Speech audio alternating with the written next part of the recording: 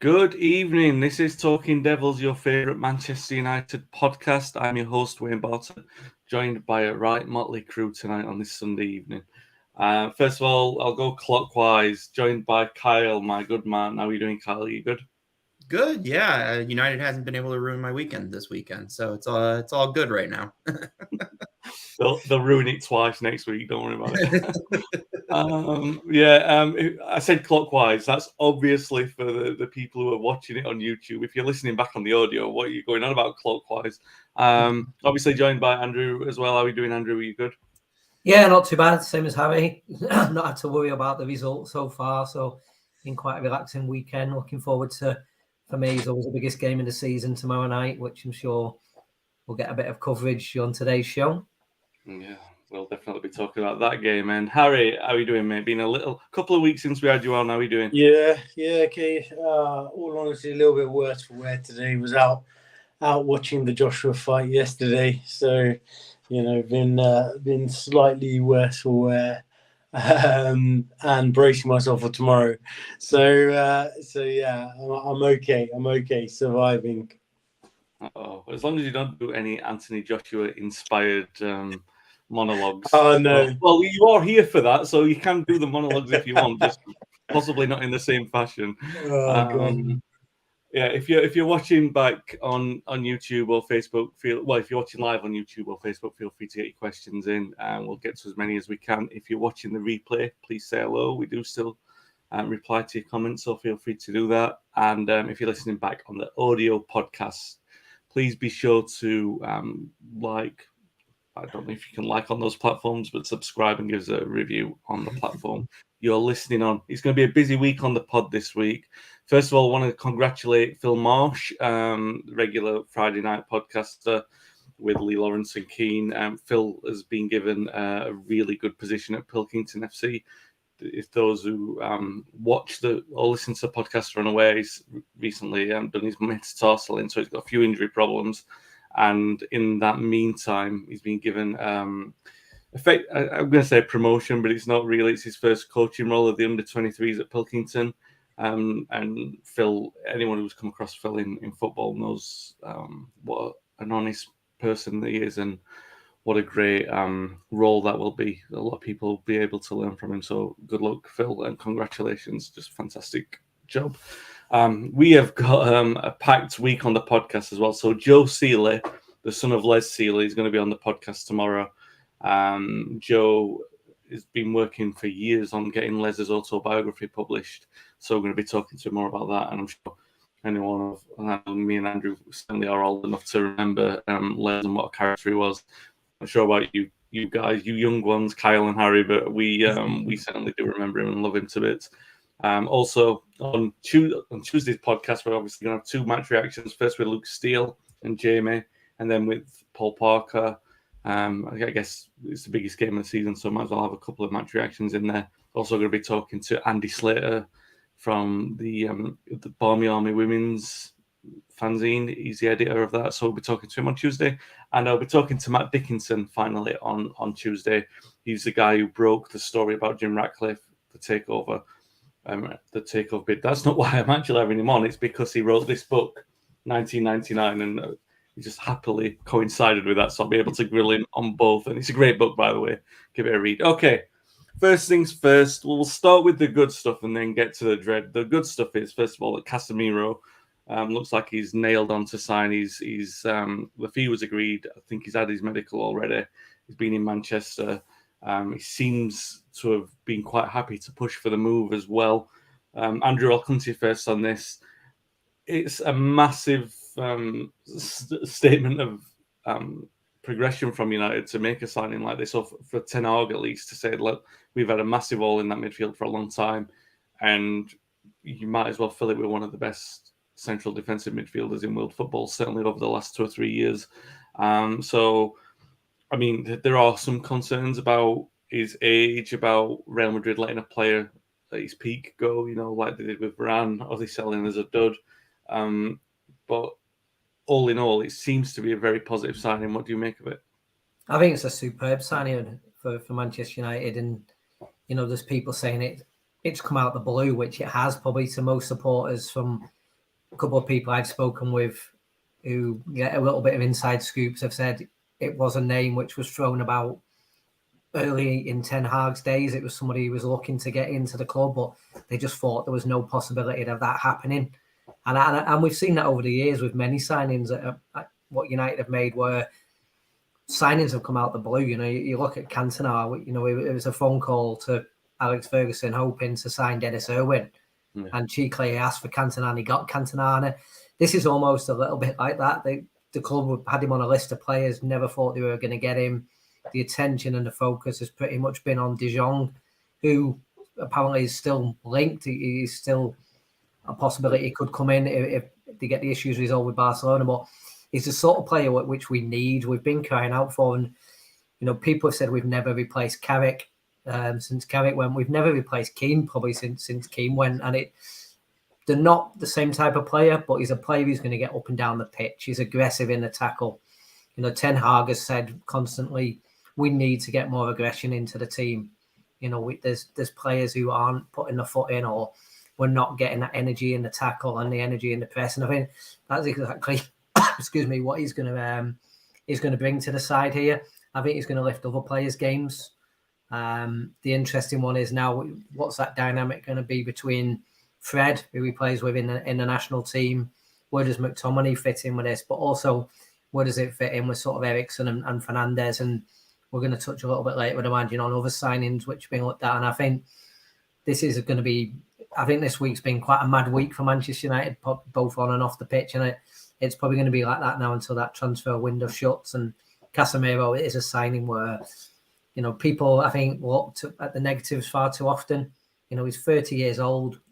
Is that too old? Probably not. We've got a centre forward playing for us who's 37 years old. If we can get 2 or 3 good years out of Casemiro, I don't care if he's 32, 34 or 36. So he's 30. He's in that good age, and he's proven to be the player what we've been crying out for over the sort of the last 6 or 7 years at Real Madrid. Yeah, Harry, he's definitely. I mean, nobody can argue about his pedigree, and in his presence for sure. He's an absolutely incredible midfielder. He's probably never been mentioned in the press before because he seems so ungettable, and it seems crazy that United have, considering all the dithering over De Jong, that they've managed to accelerate this over like a matter of hours to the point where the deal was agreed and they got the medical over the line and everything like that, and that he seems keen to come and he's pushed for the move and everything like that. Obviously, there's all the things with Camavinga playing there, and they've obviously got Cruz already. They've got players around to make that move a little bit easier, but he seems to want the challenge. He's obviously going to be familiar with Varane and Ronaldo as well, so there's a winner's pedigree coming into the dressing room. Where do you stand on this? Are you happy with it? Yeah, absolutely. I mean, I don't think anyone can be unhappy with bringing someone of that kind of quality to the club. And as you mentioned as well, it was good to see from a perspective of how quickly they turned the transfer around, that we could attract this kind of pedigree of player to the club. I think in comparison to De Jong, it just goes to show if a player is actually keen to come and play for United, things can be done quickly. And that first and foremost is really important for me. We want to buy players that want to actually be here and not have a list of demands and loads of toing and froing. So the fact that he's so keen to come is absolutely fantastic. It's been very, very clear we've needed to add quality in that area of the park for a very, very long time. As was mentioned before, Carrick, Keane, I kind of agree with that line, to be honest. Keane I don't think was ever replaced in terms of a character, who would get the midfield going, get the whole team going, really get under United players' skin if they, did a bad pass or they weren't quite right, So I'm not saying obviously he'll be that kind of player in his kind of character mentality, but he'll definitely be a positive addition. The only slight concern I have is that obviously, it's a different league. It's, a quicker tempo. So it may just take him a little while to get up to speed. Like we saw with Varane last year, he, struggled a bit, got a couple of injuries, was in and out of the team.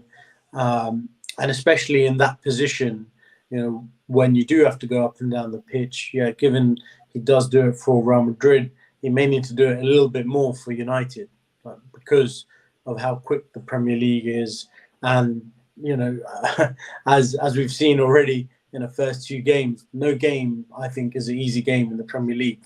Doesn't matter who you're playing, home or away. It's a tough game. Whereas, in La Liga, you can maybe get away with maybe 3 to 5 games, which not where you can sit back and relax, but are slightly easier than the rest. So those are the kind of challenges he might face. But overall, I think it's a fantastic signing and great addition. Like I said, Christian Eriksen coming into the middle of the park this year. Also, it's somewhere which Ten Hag obviously knew we need to improve, and we have. Yeah. Neil says it's a good signing for United. Jason says excellent signing, great to hear. He wants to come. Hope he's presented to the crowd before kickoff tomorrow. Maybe not. I mean, this time around it might incite a riot if anyone's in the. But Dan also makes a great comment here. I think it's a very good signing. My concern is that I think we're still missing the control in the midfield. I like Carrick, Scholes, Modric, and Cruz. He wins it back and then passes to who? It's a good point, Kyle. That and first of all, you would presume that it makes it easier that those Fernandez gambles, which he takes so often, you would presume they'll become less risky because of the fact that you've got someone there to win the ball. But I mean, it's a great point that Harry and Andrew have made about his presence and his pedigree. You're talking about a player who can automatically demand respect in the middle of the park. So if he's pointing the finger where problems are going, and also I've talked about Varane and Ronaldo, we're talking about areas of the pitch where you've got players who understand. At Real Madrid, one of the handful of clubs where every single game the opponent is raising themselves to play against you. So he's already going to be aware of that kind of pressure on him. It's a signing that we know that it could go wrong. It could not go perfectly in the same way that Ram goes. And the Schweinsteiger one is another one that stands as like a sort of a concerning barometer of, like something like this that could go wrong. But it does seem on paper like a really smart signing, doesn't it? Yeah, I think it seems like a great signing. I've seen some people be unhappy with it just because of the age. I think 30, you're still in your prime. I could see later in the contract maybe, but I mean, 32, 33 to me is still, you still have really good years of football left in you. I think it's a great signing. I think it's potentially even a better fit than De Jong would have been. I think we needed someone that can shield the back four. I think he's exactly that kind of player. I think he adds a little grit that I don't know that De Jong would have necessarily done for us. And in that regard, I think he's a really good player. I think, I don't know exactly how, what Ten Hag is thinking from a tactical standpoint, but if you've got Eriksen and Fernandez in front of him, you've got two great outlets there. Hopefully this is the link that we've kind of been missing with Fred and McTominay, where you get the ball to them and it's like, well, now what? Well, now you've got a player that can kind of link the defense and the attacking players on the midfield. I think he's the perfect player to kind of do that. I mean, you've seen what he's done at Madrid. He's a numerous time European champion. He's been a really key part of those sides. I think it's a great fit. I mean, we all know that any transfer can go poorly. How many great players in the last decade have come to United and not worked out? It seems like there's been a long list of them, unfortunately. But to me, this is exactly the type of player that fits what I think is by far our biggest need. And I think most people would agree that this is, I think, a lot of people have said this is kind of, we never really filled the role once Carrick left. But I mean, I think you could go as far back as Keane and say we never really filled that role. And I think this is probably a closer comparison to Keane. Maybe I think there's Carrick was never really a tackler. And I think we're going to get a lot more of that with this signing. So I think this is with the struggles we've had defensively, I think giving them a little extra protection, this is a perfect kind of signing, and I don't know that we would have gotten that with De Jong. Yeah. It should be said as well, it doesn't look like the chase is necessarily over for De Jong. He could be one of the three that comes to play alongside him as well. United certainly seem to be pushing for that, or at least briefing that everywhere. Casemiro, you're right in terms of the style of play. What makes it funny when I watch him play is that he reminds me a little bit of Carrie Keane in that, like, he's obviously not afraid of the tackle, but his intelligence, his positional intelligence to actually break up the play and read it is very much, it's reminiscent of Carrick, but Keane in his latter days was doing that for fun. And Keane, even I still assert that when Keane had his dodgy hip for the last 2 years, he was probably man of the match most weeks. And if he wasn't man of the match, then someone had to do something exceptional to beat that. So if Casemiro can come close to that for the next 2 or 3 years, then United have got it's not just a great player, it's a significant upgrade on what they've got. And if De Jong arrives, then you've transformed possibly one of the worst three midfields in the league to one of the top three midfields in the league with 2 signings. So it's going to be interesting to see how that one develops. The other one that's been mentioned, Antony, there was a bit of a some talk earlier in the day that a fee had been agreed. The Ajax managers come out and sort of said, I want him to stay and everything like that. But it very much seems like this is the major transfer that Ten Hag's pushing for next. Harry, I'll come to you first. United have gone for him once, they've gone for him twice. The fee's gone up substantially, to say an understatement. It's rumoured to be around 100 million euros all in. If they do get this one over the line, this is a very clear case of a player the manager wants over over anything. He's really pushed for this player, and he really wants him. So he doesn't really care whether he's not bothered what the fee is, as long as he gets the player. There's no other player in this area that's been mentioned. Really, it's been him who he seems to have wanted. Does it bother you a little bit that the fee's so high? I mean, are you just concerned that he's getting the player that he wants? Yeah, a bit of both, really. I mean, it is concerning, that kind of fee for a player like Antony, because again, in the Dutch league, slightly different to the Premier League in terms of pace, etc. But ultimately, Ten Hag is incredibly desperate to sign him for a reason, and he's worked together with him day in, day out for 2 to 3 years, however long it was, and he obviously has seen the squad available to United for the last month or so, and I don't know, he obviously feels that Antony will add to that squad in a very positive way, and that's the reason why he's really pushed the board to put in these 2-3 separate bids. However, at the same time, I mean, there's a limit, right? And I think Ajax can see the desperation on their side from United, and it's like, okay, well, we don't need to sell him; he can stay. But if you want him, you're gonna really gonna need to come in and spend the big bucks here.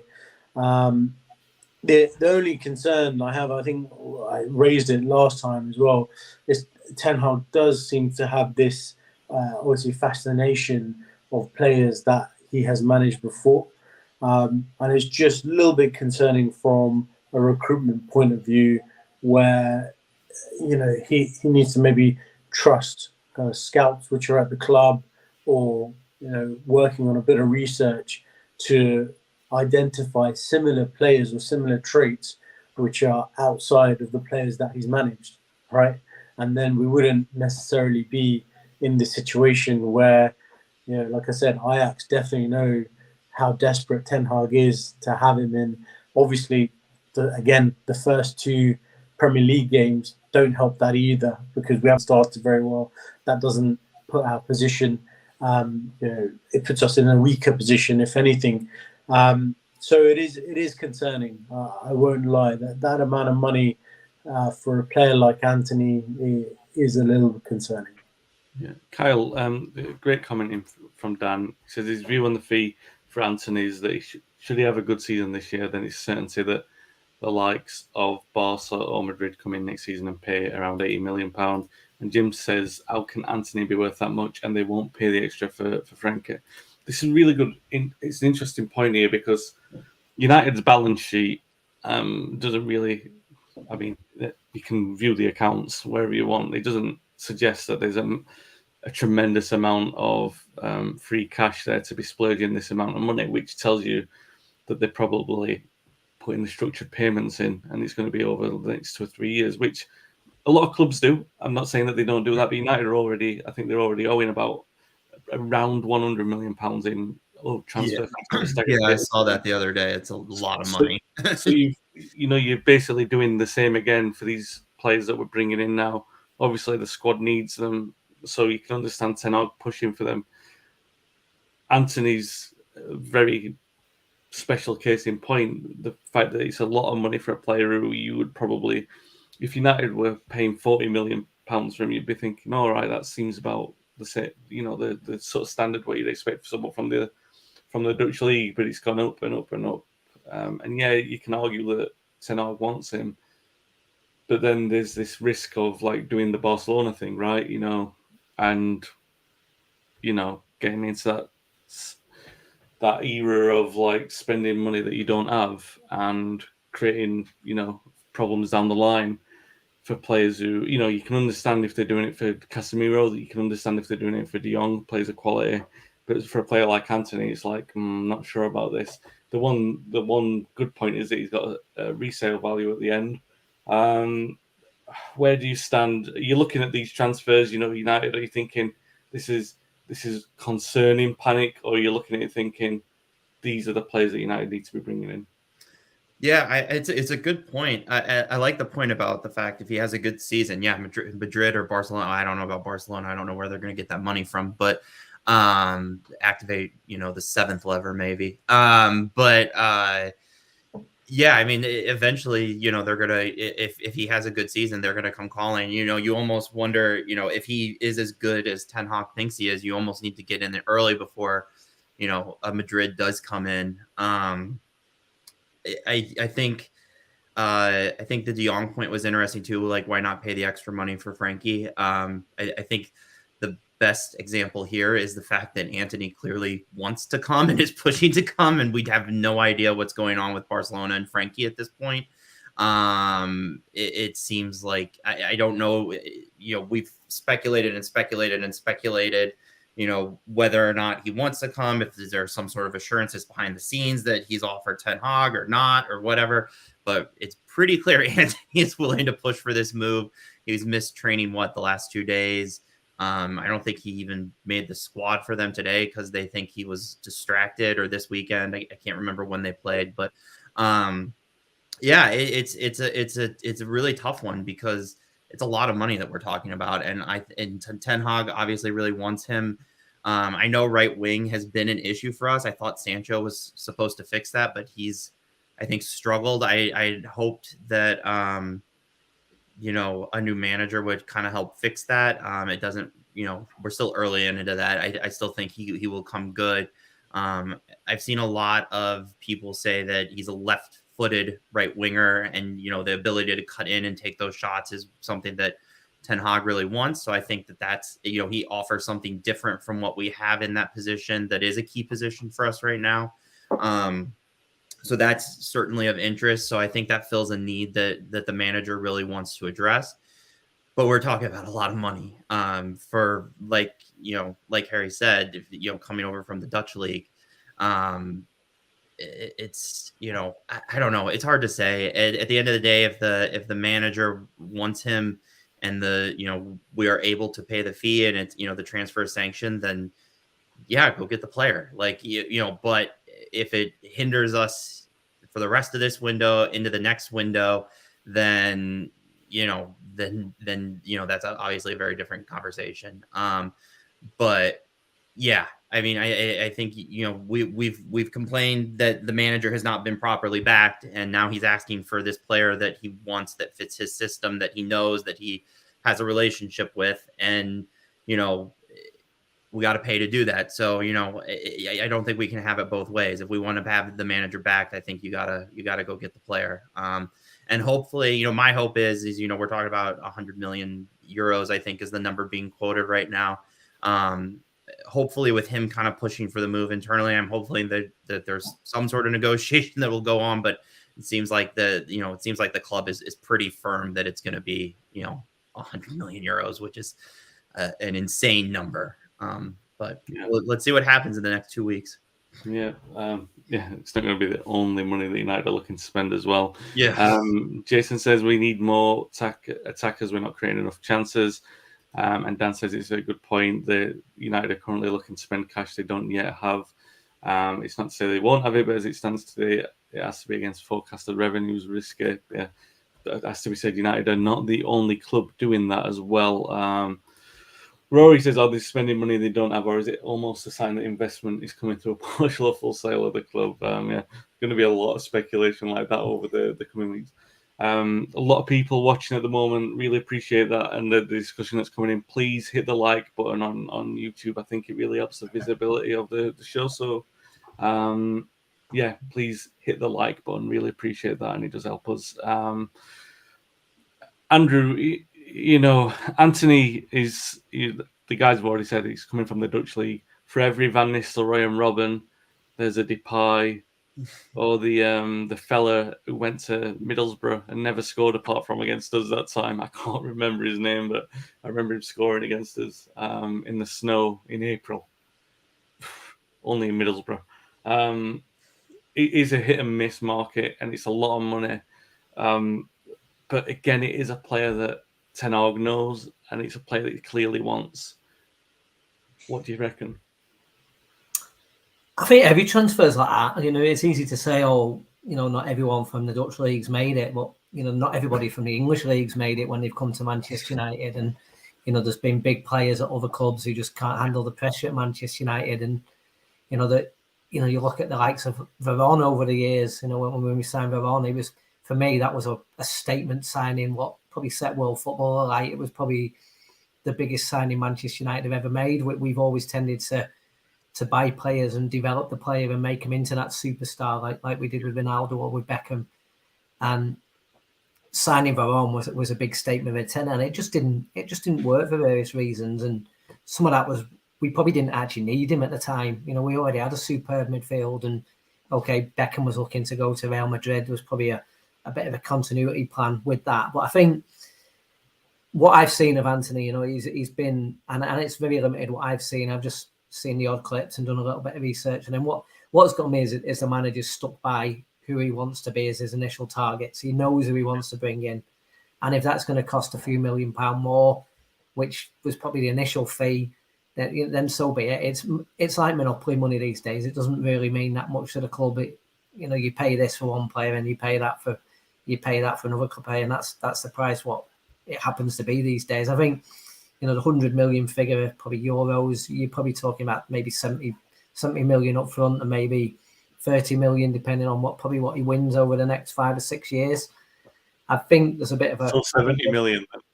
70 million, yeah. But there's probably a bit of a hype on it because it's a World Cup year. He's a Brazilian player. Brazil are probably going to have quite a decent team at the World Cup, and it's one of them. 70 million now could suddenly be 140 million in January. You've seen the figures bandied about with the likes of, Neymar, for example, which, I wouldn't pay 20 million for Neymar, never mind 200 million, what he's been quoted with on the past. But I think one of the good things I've seen from what I like with Antony is it's his ability to track back and defend. And I think that's what Ten Hag is looking at as much as his attacking abilities. Sorry, he'll probably make Dalot better. He'll give a lot more strength to Dalot on that side than what he's getting at the moment. And was it Kyle said before? He said, with Casemiro, who does he give the ball to? There's another option for us there now. He likes to cut in. He can put a good pass in, and I think it gives us a bit more fluidity to the front three. Tomorrow night's the key for me on how does this team progress going forward. Does Ronaldo play? Does Martial come back in? Okay, probably have a discussion on that later. But I think Antony just fits in slightly different. He gives us something we haven't got at the moment. whether that's weighing in with some extra goals or the pass. And I wouldn't rule out us getting Get-Pro as well. I think there's two key things here. There's one, what happens with Ronaldo. If Ronaldo's here at the end of the transfer window, what does that say about maybe where we're going for the future? And I think it's a big 6 months as well for Rashford. I like Marcus Rashford. I think there is a player in there, but there's just something not quite right with him. And I said this, I was talking with Alan Keegan, the voice of Old Trafford, Alan, who does the Tannoy, the PA system at Old Trafford. And we had a game for the supporters team on the pitch in May, and I was chatting with Alan afterwards, and he said, where do we go with Marcus Rashford? And I said, to me, you give him 6 months. He's got 6 months to prove himself. I don't think he's going to get in the England team for the World Cup, which is one of his big goals and big drivers. But he's got to weigh in with the goals and the performances over these next 6 months, or then PSG rumours suddenly become a little bit more real, I think. And that's where the likes of Antony and Get-Pro give us them different options to replace either Ronaldo or Rashford going forward. Yeah, it's going to be an interesting few days, especially with the forward situation. I also wonder with Rashford if there's a chance, if Ronaldo does leave, if he gets moved back into the middle, just because we are so short on strikers, and playing on the wing has not been working. I wonder if a change of position, because when he first came through, he was playing as a striker, and I wonder if that's something that's kind of in Ten Hag's thoughts right now. I think it's a good point. Really good point. What made Rashford so good, because he didn't really play as a central striker in the youth, he did in the youth, but in the reserves he was playing as a wide forward. But when he got into the first team, it was not thinking, and if you put him in a situation where he's having to do things without thinking, then it might really the thing that seems like it kind of like broke his brain a little bit is when he's running at players, he almost tries to do too much, or he does one move too much, like too many, instead of just trying the simpler thing. It almost might help him to switch to striker and just get the ball and shoot. Don't run at the players. Don't think about making like the extra pass, or just try to simplify the game a little bit more. And that actually could work for him if Ronaldo does end up leaving, and we need to move him into playing striker, just because we have a shortage of numbers in the central position. Yeah, I think for me, tomorrow night's team selection is probably a good indicator of what Ten Hag's plans are. Does Ronaldo start tomorrow night? Maybe Martial comes in ahead of him, and I think there's going to be possibly a couple of surprises in the lineup tomorrow. You might see actually Martinez maybe just playing slightly in front of a back four tomorrow night. Yeah. Well, we'll get on to that in a moment. Stephen puts a comment in here: with our record in signing Brazilians, I wouldn't be very confident with Antony or Casemiro.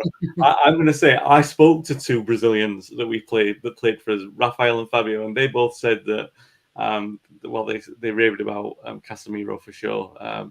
Didn't say bad things about Antony, but they raved about Casemiro for sure. So you heard it from the Brazilians. So there's good things there. Dan says Rooney's article in the Times was spot on about Marcus needs to go and find his best form probably elsewhere. We'll talk about Liverpool now then. Let's get into it, because that's what everyone is waiting for, the preview. I've got to come to a couple of comments here as well. Jason said Rashford's best seasons have been when Luke Shaw is playing well behind him. That's a good point. You're obviously going to need fullbacks. And obviously Jason Prime says Afonso Alves, who was the Middlesbrough forward who scored against us and never scored against anybody else. Good memory, Jason. I'm normally better for stuff like that. So let's talk about Liverpool. It's a tricky one with the selection. Obviously, everyone's expecting that Liverpool are going to come and turn us over. I mean, there was a concern. I think it's a good lad, Ian Marshall, who was a United author and an editor of books. He commented about there was something about United's first ever game at Old Trafford, and Liverpool came to Old Trafford and scored 4. And he said something along the lines of, I could see Liverpool coming and scoring 4 again at Old Trafford. I said, why so optimistic? because it feels like that at the moment. Harry, I'll come to you first on this. Ten Hag, he's obviously got some massive decisions to make, and to be fair, probably got a couple of these questions to answer himself, because he changed his system against Brighton. It didn't start very well because he had Eriksen as a false nine. Changed his system at half time against Brentford because he made wholesale subs and brought off Shaw, brought off Martinez, and by all accounts, there was a very 50-50 debate on whether Maguire or Varane would be the one playing against Brentford. So a lot of moving pieces in there. He's obviously making some big calls, and there could be some tomorrow as well with Ronaldo and everything like that. And Rooney's obviously come out today and said he'd drop Ronaldo and Rashford. So it brings this consequential question. Who do you bring in? Do you bring in Garnacho? Do you change the system? Do you, as Andrew was saying earlier, put Martinez in midfield? Do you think this is a big test for Ten Hag as much as it is for the players? Because this is one where, having made a couple of errors in his early days, although you can understand him because he's new to the league and new to the squad, that he's under pressure to get something right tomorrow. Yeah, I think it's not only Ten Hag, but it's the team as well that goes out there that's under a bit of pressure to perform. But just answering your points first about, from a tactical standpoint, what's Ten Hag going to do? I think, as you mentioned, he's made all these changes in the first two Premier League games. Unfortunately, what that means is that he doesn't know what his best 11 is.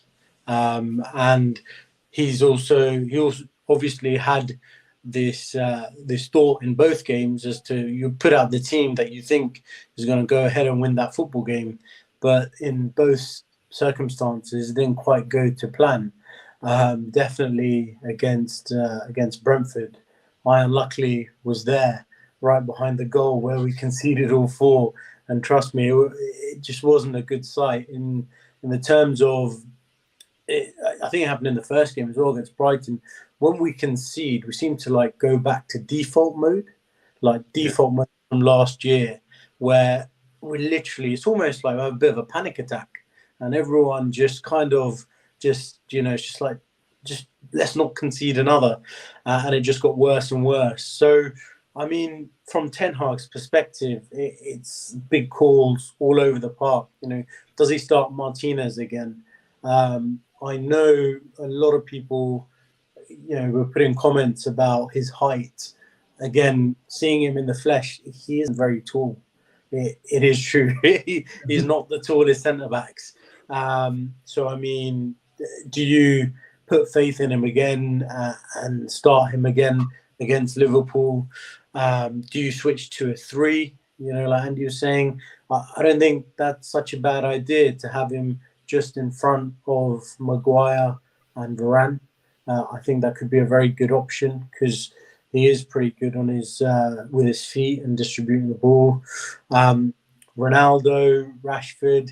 To be honest, I think it's a bit too much of a big game to leave Ronaldo out. I think one of the biggest things, I've come to this realization and epiphany without going too off piece, is that United's biggest problems outside of coaching, which hopefully will come from Ten Hag's philosophy, which will take time, are things which you can't teach. And that's things like character, confidence, those kind of points.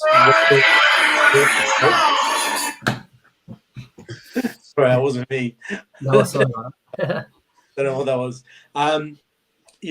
Those points you can't teach that. That comes, with time, having a strong team and just having that belief, that kind of United way. Again, going back to Roy Keane. Roy Keane's one of my favourite players of all time. But if you see him from a technical standpoint in his era, he most probably wasn't even top 10. But he was amazing because he had that belief, that confidence, that character, which is something we lack. And the reason why I say that and why I bring it up is that is what we are going to need in these big games against City, Liverpool, because man to man, when you put it on paper, not many of our players are going to get into Liverpool's team when you compare them. So how do you step up and how do you win those games? It has to come through grit, determination, and confidence, right? So, as well as the big calls that Ten Hag needs to make on the tactical point, I think the players, if they are gonna go out there and get some points tomorrow, it's gonna have to be a big performance. Everyone's gonna have to, put their big boy pants on, and go out there and try and win a football match and really dig in. Yeah. Some comments just come before I come to you, Andrew. Stephen, the Silva twins are the exact kind of characters we need in the team right now. Absolutely agree. Dan says he'd love to see Garnacho. It won't happen probably, but he has the X factor and he's so direct that he put Liverpool on the back foot. Had Nunes played, I think Ten Hag would have considered keeping Martinez on the bench, but with him out, I think they'll go with him. And old Davo's come in and made a couple of comments. Varane should start tomorrow ahead of Maguire. I'd still go with Ronaldo in front of Martial if fit on the bench. Dave, will we get to see a lap of honour? So we'll get the opportunity to say goodbye to McFred. I've never felt so empty since One Direction broke up and I didn't get to say goodbye.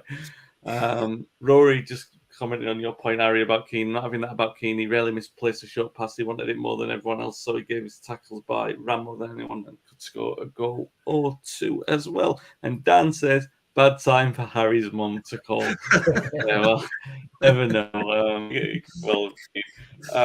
Andrew, obviously a big game. Ten Hag has made a couple of errors in his first couple of games, understandable as they may be. Ronaldo's going to be a big talking point. Varane and Maguire, another one. It's really tough to know what you would predict in terms of how he goes. It's going to be a massively tough game anyway, even if he puts out the strongest combination of any of our players at the moment in time, because of A, the disparity in quality, and B, the confidence levels, So whatever combination he puts out, it's almost damned if you do and damned if you don't. But he's still going to be a statement, no matter how he puts that side out. So how do you think he's going to handle that? I mean, it's just a pity that Casemiro isn't available for tomorrow night. It would have been the ideal game to come in and have your debut for, I think. From what I've heard this week, at some of the way they've lined up at training, they've gone with a sort of a back four of Malacia, Varane, Maguire, Dalot, Martinez, McTominay just in front, Bruno, Eriksen was in there as well. So I think there's a little bit to play about with, but I think with Liverpool, it's about the energy and it's about the closing down. And to me, if you look at when we played Liverpool last season, and we got absolutely destroyed within the first sort of half an hour by Liverpool, nearly every single goal they scored come from their defence. There was just no pressing. There was no closing down. They passed the ball through us far too easily. And that's what they're going to do to us again. And I went to the game at Anfield with Ten Hag. I thought got the team selection completely wrong. How Phil Jones got thrown into that game, I do not know. And, one saving grace is we're not going to see that tomorrow night. But I joked last time, said if we can come through the first 4 minutes without conceding a goal, we might be onto something here. And we conceded on about 4 minutes. And I think it's the same tomorrow. I think, as Harry mentioned, the body language and the way that the team responded to going so early down against Brentford last week was absolutely diabolical. And if we concede early again, everyone's heads are gonna go. And I think it's about getting that energy back into the team tomorrow night. And I don't think Ronaldo fits that bill. His body language has looked as bad as anybody we've seen in a while. He flaps his arms around us, as Rooney's come out and said today. it's not a good sign for the rest of the team to be doing. And I think for me, okay, Martial's been out for a couple of weeks. Start with him. If he gets injured, he has to come off. Sometimes you can say, right, put him on for the last 20 minutes. He's injured. What happens if he gets injured again? Then you're running out of substitutes. So to me, you start with him. If he gets injured, and he comes off. But I think we've just got to go with a bit more fluidity throughout the whole team tomorrow. I think the atmosphere in Old Trafford, I know there's been talk of people saying boycott Old Trafford and keep Old Trafford empty. It's not going to happen tomorrow night. But I think on the back of the protest march and the way the sort of media's been this week about signings and buyout takeovers and buyouts and stuff, I think the atmosphere is going to be pretty electric tomorrow night. I think the fans will be pretty much up for it, as they always are with Liverpool. It could turn poisonous pretty quick though if things start going wrong tomorrow night. And I just think there's been a freak set of results this weekend. Don't bet against us winning 1-0 tomorrow. 0. Good grief! That certainly would be a freak. Clean sheet, that's bold. I'm going to come to you now, Kyle, with this. So we've got a couple of team suggestions. Dan says he thinks Varane, Malacia, and Martial will start in place of Maguire, Shaw, and Ronaldo. Changes have to be made. Bruno could be benched as well, for sure. Rory says tomorrow: De Gea, Wan-Bissaka, Varane, Maguire, Shaw, Martinez, Eriksen, Fred, Alanga, Rashford, Sancho. It's all right. It's Harry's mum again. Malacia, Definitely not me. Definitely not me. A good show, but maybe not his first start against Liverpool in the situation. And does agree with Andrew. I'm driving down with my kids and going into the ground, but do support the protests. Very difficult one. One thing we'll say on this channel: you're not going to find people judging other people for the way that they want to protest and the way that they choose to do that. For sure. It's first of all, there's a selection, Kyle, which is one thing. Second of all, is the thing that Andrew talked about earlier, is the way that we played against Liverpool last season. And unfortunately, anyone who watched us play Brentford last week, with the way that we're playing out from the goal kicks, suggests that the old suffocation technique is likely to, if we play that way, we're basically saying you're having 3 goals, Liverpool, and we're going to have to try and score 5 or 6 here. Because if we play like that, we're letting goals in playing like that without question. So it'll be bad. It'll be as bad as last season if that's what happens. No, I think we could talk about selection as much as we could talk about selection for hours probably. Who we think should play. I mean, I think we could talk about right back. Honestly, I think this is maybe a game where I would put Wan-Bissaka in just because I think defensively he's better. I think this is probably a game where you are looking for your better defensive players. I understand why he likes Dallo going forward, but I'd be more worried about shoring up the back 4 tomorrow than that. But at the end of the day, it's all about the right mindset, having confidence to not make silly mistakes like we saw last weekend. If they come out and do that again, it's going to be a disaster. We saw what happened as soon as the first goal went in, and it was a bad goal. I mean, it was a bad mistake by De Gea. It never should have been a goal. Harry probably had a really good view of it based on where he said he was sitting. But if that happens, I mean, you just saw how deflated they got. And from there on out, they were never going to win that game because everything was sloppy. They beat themselves, really. They couldn't do the simple things, and they'll find themselves right back in that position tomorrow. If they concede in the first 10 minutes, it's over. They won't get back into it. They will struggle to get the ball out of the defense. They won't be able to get the ball in the midfield. Whoever starts up front, and we can have that debate over and over whether or not it's Marshall or Ronaldo. They'll hardly touch it because it'll get sloppy. And we've seen it too many times over the last 12 months. They just lose total belief in themselves as soon as they run into any sort of adversity. So I think the first 10 minutes is really where it's going to be telling. That's really where we're going to figure out, is this a game that we can get something out of, or is this a game where, we've seen it all too many times the last, 6 to 12 months, where that first goal goes in and then, the floodgates just open and we get, just humiliated, I guess is really the word. I mean, that's what happened against Liverpool last season, and that's what happened that's what happened last week. So, it'll be interesting. Like I said, I mean, we could talk about team selection for hours, but I don't think it matters. It does matter, but it doesn't matter if they don't have confidence in themselves, and if they make any sort of silly mistake that leads to an early goal, it's over. it won't matter which 11 are out there. So, yeah, I mean, I'm hopeful. I'm hopeful for any game. You have to play the games for a reason. You can't just assume that it's going to be bad just because it's been bad recently. But yeah, I'm hopeful for this game, but I think we've seen it too many times the last couple of years. So.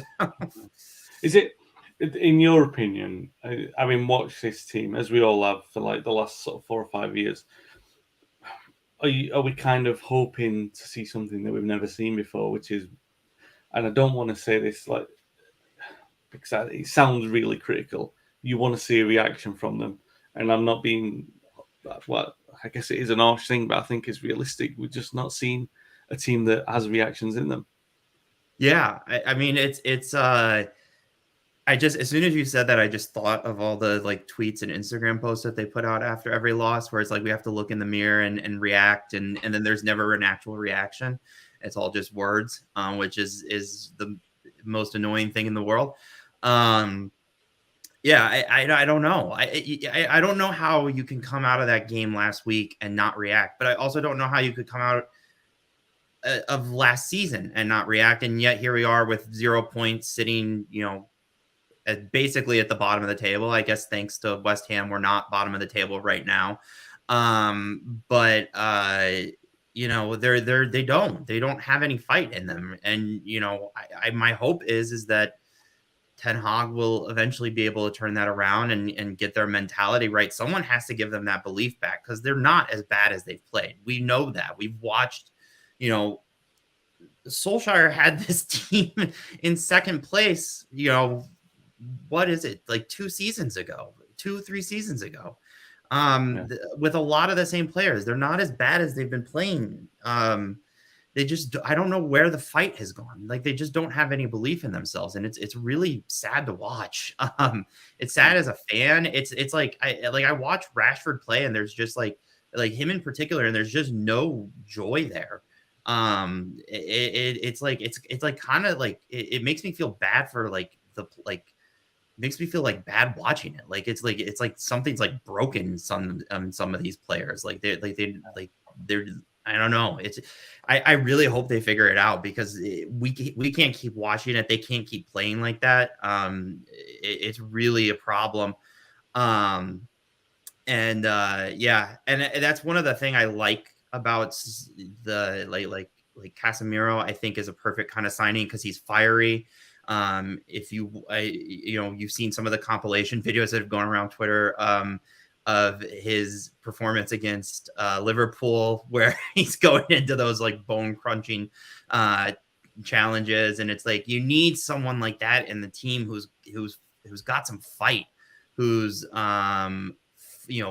fiery and has some passion and will get things going. And I've seen some of that in highlights of Antony too, where he's a little bit he's a little bit of an instigator, and I like that. You need some of these guys that got fight in them in the team. I feel like we don't got any of those guys, and I'm hoping that bringing people like that in who have that kind of character will rub off on the current players, because whatever fight they have is kind of gone. So we need someone who will bring it in. Although I think Ronaldo's tried to do that, and everyone seems to not want to take criticism, and now he's that's kind of why he's downed his tools. So I don't know. It's a hard problem to fix, but hopefully we see reaction tomorrow. That's a long answer to say I don't know that they have the ability to react, but I hope they do.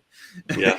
I hope on that, Kyle, is one of the things the signings to me brings is not just a different level of player than what we've already got. It's a change in the attitude of the dressing room, and you're bringing in players who haven't been in that negative dressing room for the last 18 months. You're also increasing the competition on places. There's too many people in that Manchester United team who, as poor as they've been, the place is pretty much guaranteed. And they're now going to have to start questioning themselves to say, hang on a minute here. If I'm not performing this week, there's somebody else coming in to take my place here. And, the options on, Aaron Wan-Bissaka to me is a prime example of that. He had a brilliant first season, absolute superb, quality defending, hardly anyone could beat him. And then once people started asking questions about him getting forward, his whole game just seemed to go to pot. And you're talking about now, there's not a bad player in there. For me, he would probably fit in nicely on a back three. You know, he's not the one. He's not the player you want to be getting up and down, whipping in crosses. But defensively, he's still very hard to beat when the ball's on the floor and people are running at him. But he's struggling to command £10 million on a transfer fee now, and that just says where our players have gone. And as bad as we are buying players and overpaying, we're extremely bad at selling players and underselling players. You know, Bay's pretty much out the door now on a free transfer, on a loan, which has got an option to buy. Probably not much going to happen with that. So we need to get back to the level of almost what City have done this year and Liverpool in a way of you get your squad in place, you get a squad which is up there, and then each year you top it up with a sort of marquee signing, but still selling players who are at that value and increasing the level. And one thing City have done this year is really well is they've sold well and they've bought well, and Liverpool pretty much done the same. And that's where we need to be. It's probably going to take 3 or 4 years to get there, but this is hopefully the foundation to do that. Yeah.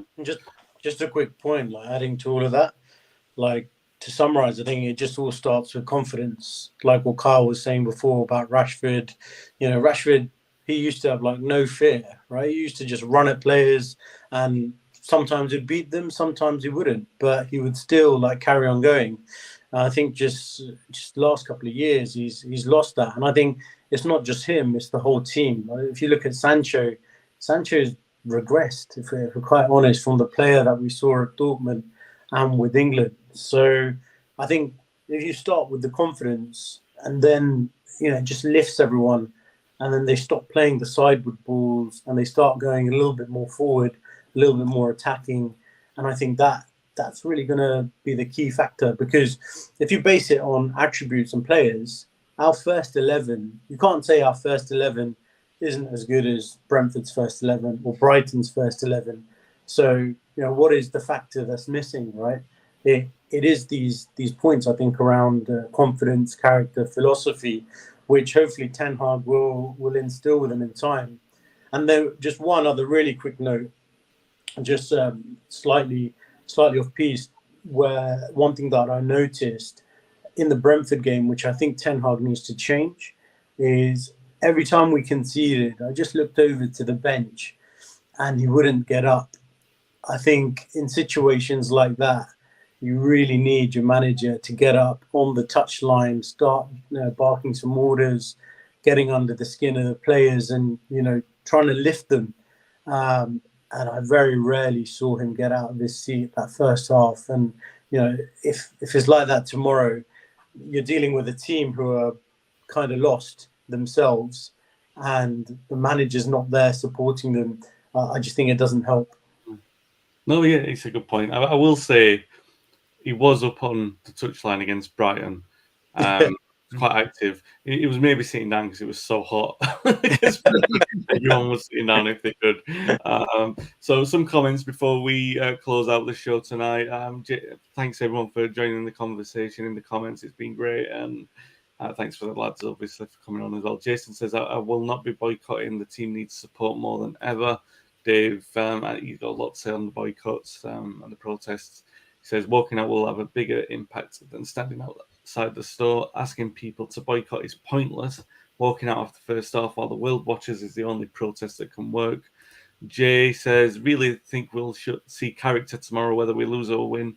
It doesn't matter. We need to show some character. Absolutely, completely agree with that, of course. Let's see if we've got any more comments in. Dan says, get Harry's mum at right back. She doesn't give up easily. Rory says, Sancho has regressed because he's in that environment. Take him out of that and he's a quality player. That could be said for so many of these players. Jason, he was on the touchline all game against Brighton, as I was saying earlier. And Jay says, we need explanation about the Frankie situation from the board. Well, I think it's pretty obvious what that's been. To be fair, we know what the problem has been and we know why United have persevered for so long. I mean, I think the last thing we need is more conversation about Frankie de Jong. He either signs or doesn't. And Gopal says, good to see and hear Harry on the pod. Yeah, absolutely. We love having Harry on as of course, I love having Kyle and Andrew on as well. And do what Jason says, hit that like button, everyone. Right, we will be back next week to talk about this game and obviously the Southampton game, which will have happened by then. So it gets, hopefully, even if there's something terrible that happens in the Liverpool game, we'll just talk about Southampton because surely that's got to be better. Yeah, so thanks for the guys for joining in. We will be back. I'll be back tomorrow with this podcast with Joe Seeley and the of Les Seeley to talk about the forthcoming autobiography. And you did hear that right, it is an autobiography of Les. He wrote most of it before he passed away. Congratulations again to Phil, and then we'll be back on Tuesday for the complete post-match, post-mortem, whether that's a good or a bad thing. And I'm pretty sure that Mark will be doing a post-match podcast tomorrow, straight after the game. So be sure to tune in for that. If you've enjoyed the podcast, please hit the like button and subscribe on YouTube. We really appreciate the support for that. And if you're listening back on the audio podcast, please be sure to give us a review of the platform you are listening on. Thanks a lot, guys. We will be back next week. Stay safe, stay well. Thanks for listening and watching.